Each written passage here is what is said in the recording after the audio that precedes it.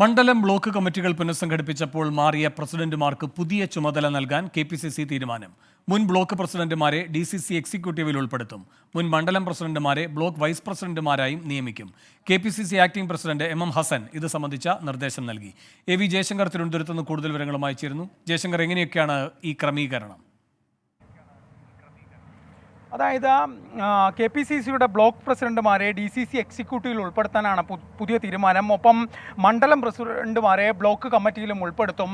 ഇതിനു മുമ്പ് മണ്ഡലം ബ്ലോക്ക് കമ്മിറ്റികൾ പുനഃസംഘടിപ്പിച്ചപ്പോൾ പ്രസിഡന്റുമാർ മാറിയതിലാണ് പുതിയ ചുമതല നൽകുന്നത്. ലോക്സഭാ തെരഞ്ഞെടുപ്പുമായി ബന്ധപ്പെട്ട പാർട്ടിയുടെ താഴെത്തട്ടിലെ ക്രമീകരണം കൂടുതൽ വിപുലപ്പെടുത്തുകയും പ്രചരണം ഏകോപിപ്പിക്കുന്നതിൻ്റെ ഭാഗമായാണ് പുതിയൊരു തീരുമാനം KPCC എടുത്തിരിക്കുന്നത്. ഇതിലൂടെ പ്രാദേശിക തലത്തിലെ സംഘടനയുടെ പ്രവർത്തനങ്ങൾ ചിട്ടയാക്കാൻ സാധിക്കുമെന്നും KPCC കരുതുന്നു. ഒപ്പം തന്നെ ചെറിയാൻ ഫിലിപ്പിനെ മാധ്യമ വിഭാഗത്തിൻ്റെ അധ്യക്ഷനായിക്കൊണ്ട് ഒരു സമിതിയും KPCC കഴിഞ്ഞ ദിവസം രൂപീകരിച്ചിട്ടുണ്ട്. ചെറിയാൻ ഫിലിപ്പ് ആയിരിക്കും ഈ സമിതിയുടെ ചുമതല നിർവഹിക്കുക. മാധ്യമങ്ങളുമായിട്ടുള്ള ആശയവിനിമയം ഉൾപ്പെടെയുള്ള കാര്യങ്ങൾ ഈ സമിതിയായിരിക്കും നിർവഹിക്കുക. എന്തായാലും താഴെ തട്ടിലെ പ്രവർത്തനങ്ങൾ വീഴ്ച സംഭവിക്കാതിരിക്കാനാണ് ആക്ടിംഗ് പ്രസിഡന്റ് MM ഹസൻ്റെ ഇത്തരത്തിലുള്ള പുതിയൊരു തീരുമാനം. വേണു. ശരി, AV ജയശങ്കറാണ് തിരുവനന്തപുരത്ത് നിന്ന് വിശദാംശങ്ങളുമായി ചേർന്നത്.